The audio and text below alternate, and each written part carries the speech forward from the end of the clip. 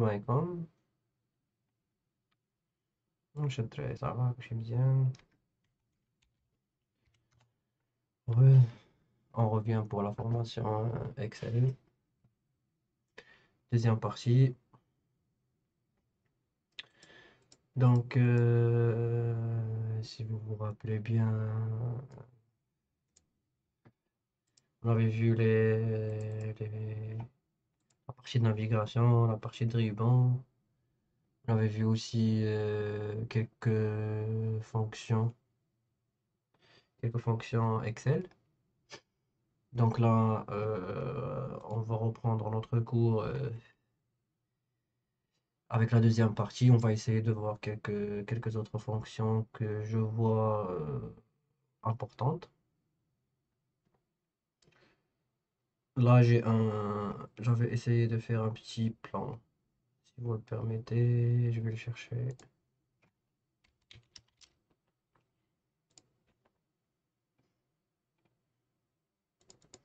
D'accord. Donc là, on avait vu quelques raccourcis. On a à voir les tableaux croisés dynamiques.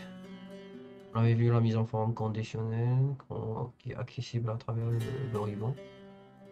Après, on avait vu la somme si. Si vous ne l'avez pas encore vu, allez voir la vidéo. Je vais essayer de la remettre dans la description aussi pour la première partie. Donc là, on va continuer. On va essayer de voir quelques autres fonctions. J'avais noté il y a des fonctions pour les dates. Bon, on va essayer de voir le truc ensemble. Il y a pas de module préparé au GHA. Je fais le truc spontanément. Ok. Donc pour les fonctions de date, la première fonction à savoir pour les fonctions de date, c'est aujourd'hui. J'ai la possibilité de récupérer la date d'aujourd'hui et la remettre sur Excel, euh, sur une case, ou bien une cellule, rien qu'en tapant la fonction égale aujourd'hui. Après, si tu es à la version anglaise, ça va être égal today. Ok. Euh, pour les fonctions, pour la fonction date, ou bien pour les dates en général sur Excel, elle est annotée que ça reste finalement un nombre entier. Parce que ici, si je change le format, eh ben, je vais quand même récupérer un nombre. Et puis, pour vous expliquer un petit truc, là, on va faire un petit test là ensemble. Je vais mettre 0 et je vais le convertir en date. Qu'est-ce que ça va donner? Ça va donner 001 1900. Donc, si je mets 1 et je refais la même manip, ça va être le 1 1900. Donc, pour Excel, le, les dates, ou bien, ouais, les dates, c'est un nombre entier qui représente le nombre de jours passés depuis cette date-là. Je sais que c'est pas une date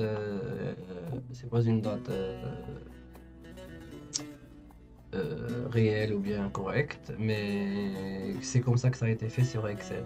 Ça a été fait généralement aussi pour connaître les dates, généralement sur n'importe quel ordinateur ou bien un système numérique.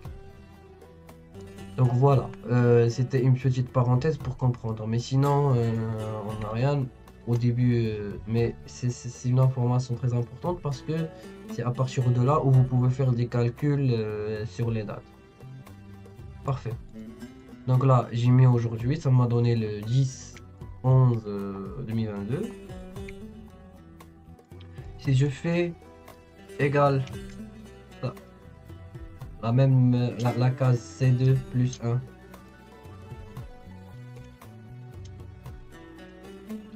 et ben ça va ajouter une journée à ça va ajouter une journée à la case, ça va être le 11-11. Ok. Il y a aussi à savoir que La date, c'est pas uniquement une date, mais c'est une date time. Ok. Donc, s'il y a des virgules, si par exemple là, c'était, si on revient sur notre exemple de 1 et on convertit en date,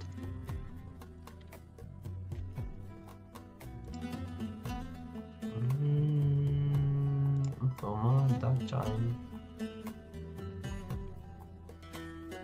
On va essayer de récupérer aussi la partie des heures. Voilà. Alors, si je fais 1, si je fais ça, plus 0,8, et ben ça va rester le 1, 1. Bon, on va essayer 1900. D'accord? C'est pour ça qu'il y a 0, 0. Mais pour que ça soit très visible, je vais essayer de faire un autre format.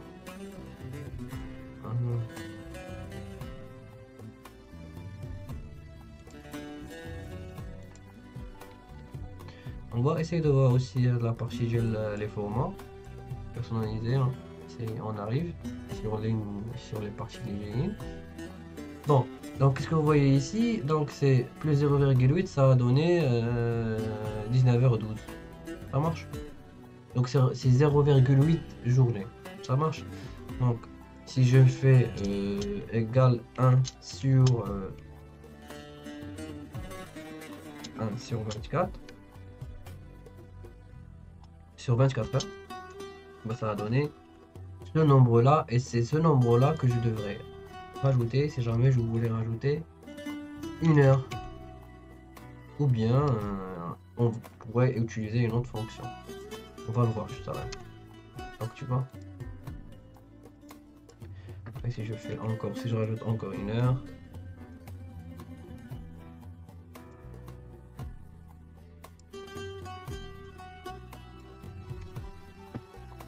ça marche. Ça marche, ça marche. Après, il y a une autre fonction pour faire ça. Très simplement, ça c'était juste une parenthèse pour vous expliquer un petit peu les dates, comment elles sont traitées sur Excel. Donc là, qu'est-ce que je voulais faire? Je voulais vous montrer une autre fonction. Par exemple, si je fais égal date, ça va me demander l'année. Par exemple, année 2022, 2019. Le mois 7.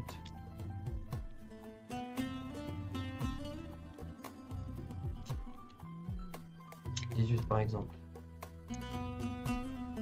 Et bah ça va retourner une fonction, un nombre de dates. Et si je fais nombre, et ben on va récupérer le nombre. Bref. Quoi d'autre? Quoi d'autre?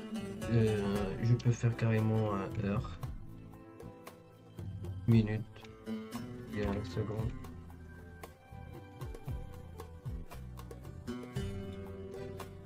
Ça c'est le 0.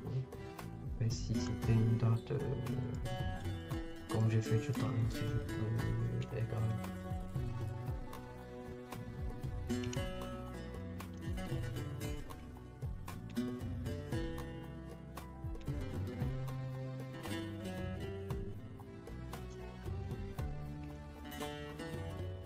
Je vais rajouter une heure ici. Et je voudrais récupérer l'heure. Bah, ça va être. Ah, ça marche. Je voulais récupérer le vent.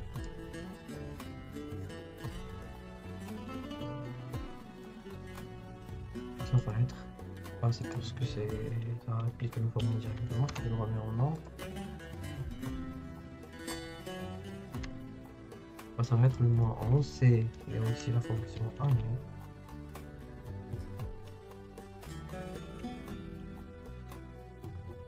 Ça marche. En fonction de date, qu'est-ce qu'on pourrait voir aussi sur les fonctions date. On peut faire un petit recherche fonction date.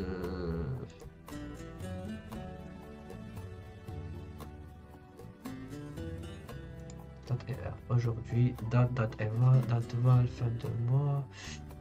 Date valeur, c'est jour 360, jour semaine maintenant. Maintenant, c'est le même qu'aujourd'hui, sauf que ça retourne aussi la partie des heures. Donc maintenant,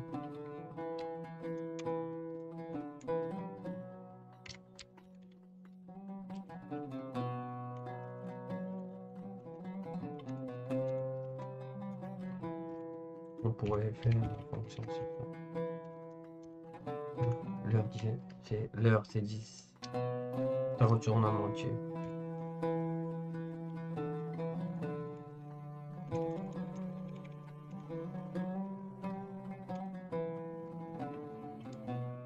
Minute, dire F4. Là, on voudrait une minute, dire E4. C'est 46. Parfait. Quoi d'autre? Jour, semaine. Ouais. Donc, jour, semaine, ça retourne un nombre entier qui représente un nombre entier entre 0 et 6 ou bien entre 1 et 7, selon votre choix. On va voir la formule. Et ça vous retourne un nombre entier pour vous représenter l'index du jour, de la date que vous voulez sur la semaine. On va voir. Donc là, jour, semaine de la même date, c'est-à-dire d'aujourd'hui, ou bien maintenant. Et bien c'est 5. Ça représente quoi 5? Alors là, si on revient sur les semaines, là on est jeudi, Miss. Donc, si on vient ici, sur la semaine, la semaine, elle commence normalement d'une façon standard, si vous voulez, du lundi au dimanche. Donc là, l'index du jeudi, il est du 0, il est de 1, 2, 3, 4. Ça marche. Sauf que euh, Excel, ou bien la formule jour-semaine, et ben, il nous donne le choix. Regardez, là, sur jour-semaine, ici, si on part sur le détail de la semaine, et ben, le premier paramètre, c'est le numéro de série, c'est-à-dire la date sur laquelle on voudrait appliquer la fonction. Après,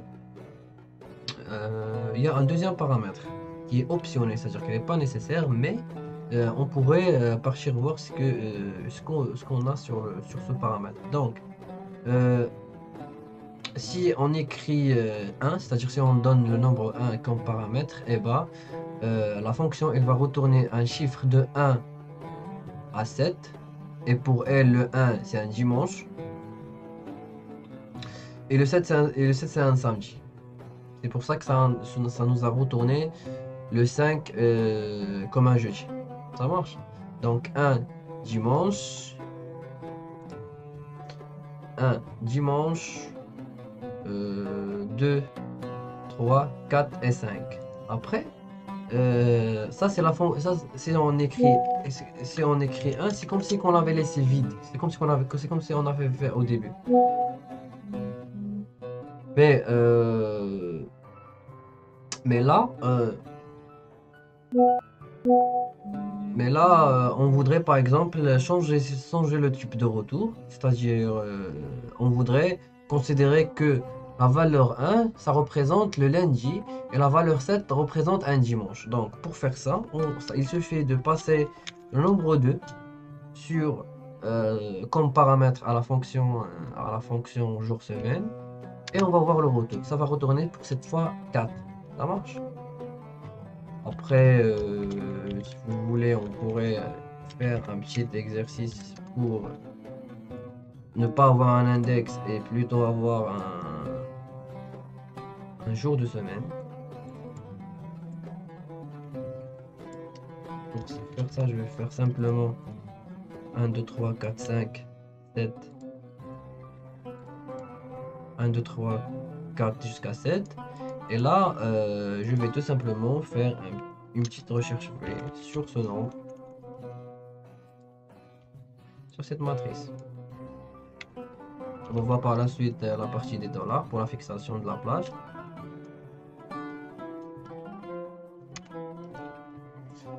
Voilà. Après là, si on avait une autre date, par exemple, je dis n'importe quoi, 9, 1, 1935, alors, ou plutôt 1845. Et bah, ça va pas le savoir. 1945. Et alors, bah, ça va être un vendredi. Pourquoi? Parce que, comme on avait dit tout à l'heure, les dates elles sont comprises à partir de 1900. Non, on n'entre pas dans les détails. On a comment savoir une date avant 1900, mais ça doit passer par une certaine gymnastique. Good. Donc là, ça a retourné un vendredi. Donc si on voulait vérifier ça sur le calendrier, il suffit de revenir à 1945. Alors, 1945, c'est là, le 19 janvier. Et bah, le 19 janvier, c'était effectivement un vendredi. Parfait. Ça, c'est pour la partie jour-semaine. Je sais pas s'il y a d'autres fonctions dates qu'on pourrait voir. Alors, date et heure, on a aujourd'hui, jour, semaine, heure, on a vu ça. Numéro de semaine, ça vous retourne le numéro de semaine d'une date. C'est-à-dire, est-ce que c'est la S35, la S45, c'est le numéro de semaine. Vous avez le numéro de semaine et le numéro de semaine ISO. Parce qu'il y a des fois où ce n'est pas la S1 et commence pas. Bon, il y a des semaines à cheval et bah, il y a des fois où on suit pas on suit pas la logique et c'est pour ça qu'il y a un numéro de semaine et numéro de semaine ISO. Moi je vous recommande d'utiliser le numéro de semaine ISO tout simplement pour récupérer effectivement le numéro de semaine qu'on utilise. Bref, là, je pense que c'est tout pour la partie des fonctions date. Après, on va voir pour les fonctions de texte. Il y a aussi des fonctions que je vois importantes et que j'utilise, c'est-à-dire régulièrement. Et il serait très intéressant qu'on les partage et qu'on voit quelques exemples là-dedans. Je veux voir par la suite si je pouvais trouver un TP ou bien un exercice qui pourrait regrouper tout ce qu'on a vu comme concept et nous permettre de mieux assimiler les informations qu'on avait partagées sur ces tutoriels. Mais je pense qu'il serait mieux d'abord de faire comme ça, c'est-à-dire qu'on voit les exemples et que je vous parle comme ça sur les fonctions ou bien sur les concepts que je voudrais partager avec vous. Et par la suite, on voit s'il y a un TP sur Internet ou bien si je pouvais carrément le préparer et qu'on le travaille ensemble. Sinon, n'hésitez pas à interagir avec moi sur le chat ou bien sur les réseaux sociaux de la chaîne pour qu'on puisse mener à bien de la formation. Merci infiniment et puis à la prochaine partie.